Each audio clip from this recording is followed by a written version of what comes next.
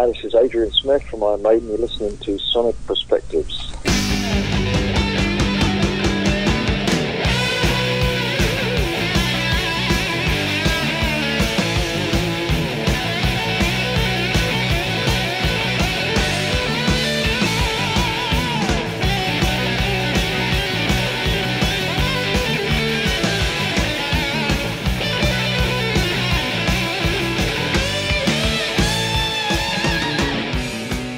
Hi everyone, and welcome to another interview of Sonic Perspectives. I'm Rodrigo, and my guest today is Mr. Adrian Smith from Iron Maiden. Adrian, great to have you here with us. Thank you. Thanks for having me. Yeah, we're here to promote your upcoming book, Monsters of River and Rock. Was it always a goal of yours to write this book or not? Well, not really. It just sort of came about in the last couple of years, really. The book's actually already released. I think it came out in North America on the 3rd of September, I think. 3rd of November. And, no, it was just something I was encouraged to do. And once I started doing it, I found it just kind of flowed out. So, but no, I never had it planned to write a fishing book, no. All right.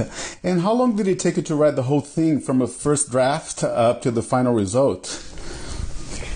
Well, it was probably over a period of a couple of years. You know, there were months where I didn't do it, but I kind of saved my writing for when I was on the road with the band, Maiden, and you get a lot of downtimes in hotels and on planes and waiting around. So yeah, I actually did a lot of it on the road. Oh, cool. And instead of the typical biography, you chose to talk about fishing with sprinkles of information about your life in the music business. Was it a concern of yours to try and balance these subjects or not? Well, it started out as purely a fishing book, and then I just thought it'd make it a bit more interesting.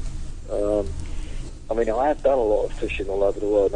I've been an angler since I can remember, as a small child. But I thought I'd do a sort of a timeline from when I was very young, and what I was into. I was into my fishing and football and stuff like that, soccer. And then I discovered music when I was about 15, and I gave up everything else and just concentrated on music. And I got back into fishing when I joined Iron Maiden, funny enough. So I didn't fish for about 10 years, just concentrating on trying to make it as a musician. Right. And when I joined Iron Maiden, it turned out that Clive Burr, the drummer at the time, was it's the same as me. He was a very keen angler as well, but he hadn't gone for a while. So we started to go fishing, and that's how I rediscovered my sort of love of it, really. Right. And I didn't look back. I've been fishing ever since. Right. On a side note, it was great of you to include a glossary at the end for those of us who are not 100% familiar with the fishing terms. But I'd say it's an entertaining book for anglers, even if one completely ignores your history with Maiden. Wouldn't you agree? Well, I think, actually I was surprised that there's quite a lot of non-fishing content in there. I'd say it's about 70-30, emphasis on fishing. Yeah. It was supposed to be a fishing book, but I just thought it'd be fun to, because of a lot of my fishing experiences were on the road with Iron Maiden. For instance, when we were recording in the Bahamas in the 80s, we did quite a few albums out of Compass Point in Nassau, and I started fishing for the bonefish around there, which I still do while we were recording the album. So there's a lot of things that are intertwined with it. And I just managed to sort of connect the two, because two of my great passions, music and fishing. Right. And but there's a lot of music stories. If there's a chapter about New York, for example, and I just go back over the third time I went to New York, and the first ever American tour we did with the band, supporting Judas Priest. We were only in our early 20s, Yeah. I'd never been to America before, driving into New York, so I describe all that, what that was like.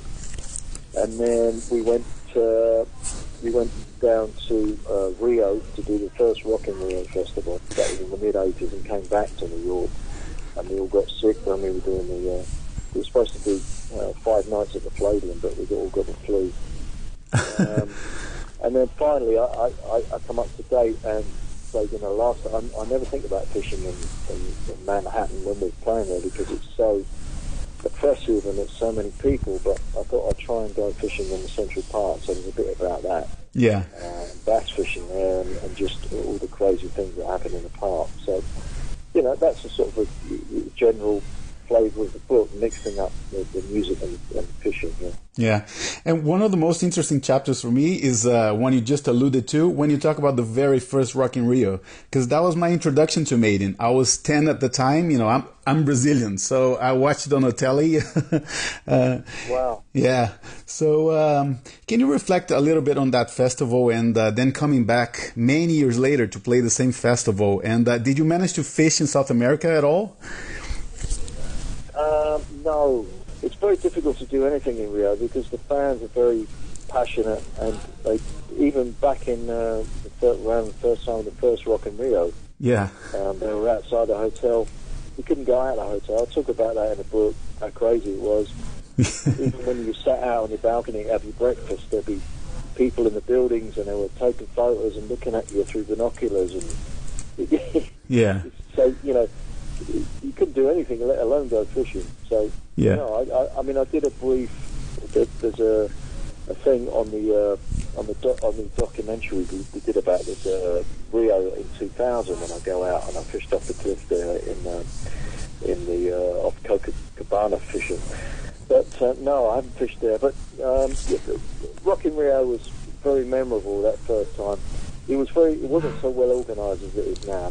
It's superbly well organised now, but back then it was a bit chaotic, and I described that. And we played opening up. I think Whitesnake and Queen were on the bill that day. Yeah. And I talk about in the book when I came back from. We finished our set, and as we were passing Queen's dressing room, I heard them rehearsing Bohemian Rhapsody. Just the vocals, and it was. Outside listening to him, it was amazing. Yeah. And the story I love the most is how you met Dave Murray and about the first songs you played together with you singing. Do you guys often talk about that and reflect about how far you've come? Well, this is it. It's quite incredible that Dave Murray and I hooked up when we were around 15 years old, maybe 15, 16. We were probably the only two kids in our neighbourhood who liked sort of hard rock. We discovered Deep Purple and Jimi Hendrix and all that, and we used to ruin parties by putting on Deep Purple records, and all the kids wanted to listen to pop music. But so that's how we found our common love in rock music, and I just described in the book how we met, and the first time we played together, Dave teaching me guitar, me singing, I think the first ever song we played together was Silver Machine by Hawkwind. Yeah. And I think there was another kid called Dave Murray, and there's three of us, and we were playing through one amplifier, two guitars, and it was an absolute thrill just hearing for the first time Dave playing electric guitar, and he was same sound. It's funny. I remember his sound hasn't changed no matter what guitar amplifier you use. The sound that you make is mainly in your technique, in your hands. So, oh yeah, that's interesting. Yeah, absolutely. Yeah. Who would you say is more obsessed with their own gear, anglers or guitar players? Oh, that's a very good question. I think guys in general, we love our toys, don't we? Yeah, absolutely. Hardware stores. Yeah. I love music shops, and I love fishing tackle shops, and I am a bit of a gear junkie. I have a room where you cannot move. I must have 50, 60 rods and 50 reels. I love gear. As far as music equipment, I used to always be searching for the Holy Grail as far as instrument and amplifier, but then I realised it's really in your head and in your hands, and you can have, it doesn't matter really to a point what gear you're using. It's how you express yourself, physically. It's not about technology. Having said that, I've got 40 or 50 guitars. Right. In the book, you talk about being recognized in New Zealand and people talking about the Maiden lyrics. Have you gotten used to fan encounters over time? I mean, how do you react to it nowadays? It depends, you know. I mean, when we're on the road, and you're tired, you're doing a lot of travelling. I try and think of the hotel as my home away from home. You know, I try and relax and get some space and privacy. It's very hard to have privacy. And if one or two people come up to me and ask me in a civilized way, but sometimes people come up to you and they grab hold of you and they get too excited and there's maybe a lot of them, and that's it's difficult to handle, especially if you're on your own. Right. I don't mind if one or two people come up to me. There's no problem, but it's just hard to find a balance on the road between. Obviously, you want to be nice to your fans because they're the people who buy your records and go to concerts. But on the other hand, you need your privacy as well. Yeah. Otherwise, you go out of your mind, Yeah, absolutely. You briefly mentioned in the book what it was like to work with Martin Birch. Yeah. Can you tell us a little bit about how he helped shape the Maiden sound in those years, in the mid-'80s? Well, it's interesting you say that, about shaping the sound. Martin wasn't the sort of producer who would make you sound like you weren't, if you know what I mean. Mm-hmm. I mean, some producers will have their own sound. I mean, Martin let us sound like we sounded. He didn't really. He just captured what we were. That was his strong point. His productions weren't bombastic and overproduced. They were very natural. To be quite honest, sometimes I had a problem with that.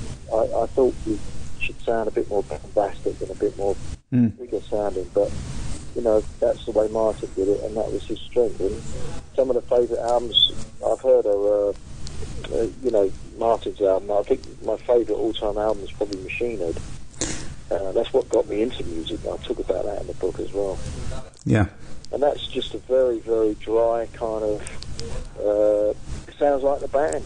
But Martin, another of Martin's strengths was, as a sort of man management, maybe call it, and how that's very important for a producer. You've got 5 personalities in the band, and yet you have to balance it and keep everybody happy and do the best for the overall outcome. So he was very good at that, getting a good performance out of you. Right. That's a good skill to have for a producer, for sure. He was a bit crazy as well. He worked very hard, but he used to play very hard as well. And there's a few stories in the book about that. Right, yeah. And you speak humbly in the book about Steve Harris embracing some of your song ideas like Wasted Years, The Final Frontier, Isle of Avalon. It seems to me sometimes you're surprised at how much people enjoy your songs. Am I right in saying that? Well, in a way, it's still incredible to me that I'm in this position. Yeah. People want to listen to what I do. I think it's amazing, but I don't get complacent. I mean, every time I sit down and write a song, I want to write the best song I've ever written. Or, I want to people to like it.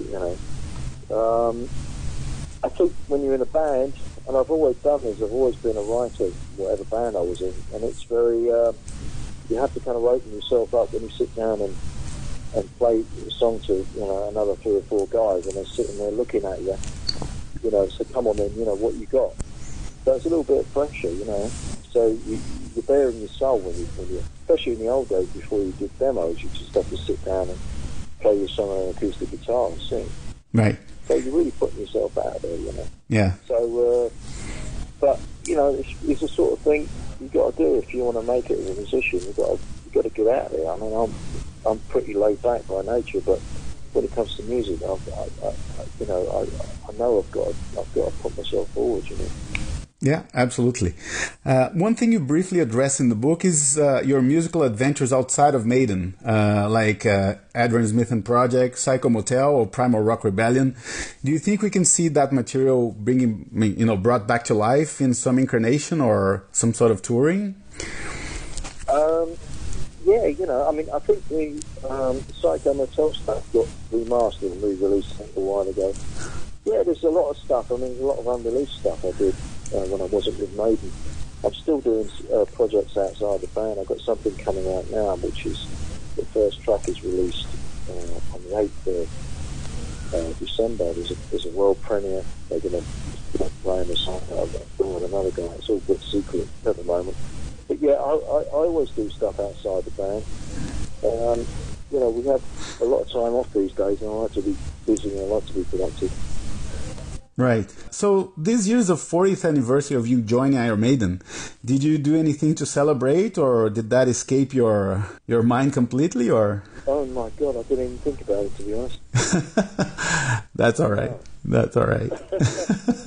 40 years. Yeah, I suppose it was around September time. I do remember joining the band very clearly.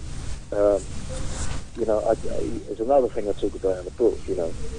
Yeah. Just walking down the street, and I bumped into Steve and Dave Murray, and they said, "What are you doing? We might need someone in a little while." And I said, "Well, yeah, give me a call," because they called me up a few months earlier, and I was busy. I couldn't do it. And of course, after that, they had a number one album in England, and they did a tour with Kiss, and my band was breaking up. So I was lucky I bumped into them, you know. Yeah. And they asked me again to join. So that, yeah, 40 years ago. Wow. Yeah, a long time. So I was only 23 years old. You know, I was a little more than a kid, really. Oh, yeah, yeah. Is there anything else you would like to have included in the book but was left out for any particular reason or not? I didn't want to overdo the music stuff because, you know, at some point there might be just a music autobiography.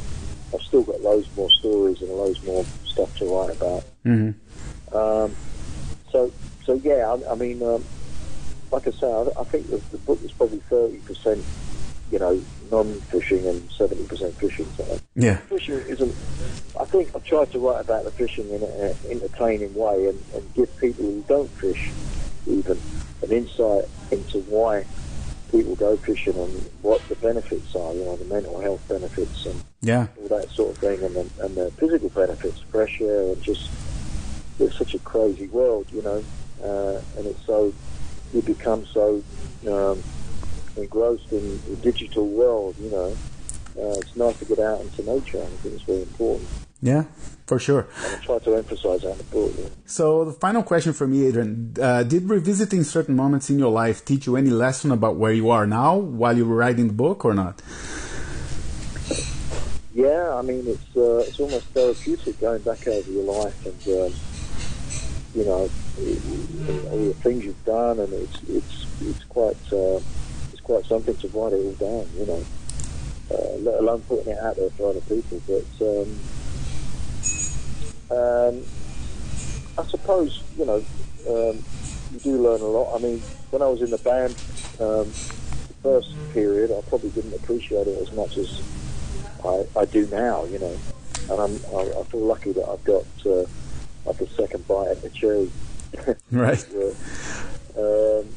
So, you know, I'm grateful for that. And I'm grateful, you know, my dad took me fishing when I was a kid because it's given me a lot of great memories over the years, and hopefully a few more to come. Right. Thank you for sharing that. So, Adrian, thank you so much. Enjoy the rest of the year. Merry Christmas, and I hope to see you on stage again as soon as possible. Yeah, me too. Thank you. Thanks. Take care. Thanks. Bye. Bye-bye. Bye.